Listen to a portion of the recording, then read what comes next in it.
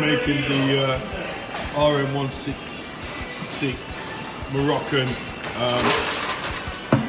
We've got a program in the unit which has got water filling, heating, and then chilling.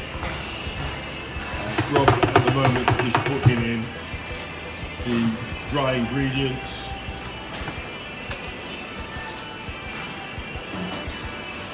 As you can see,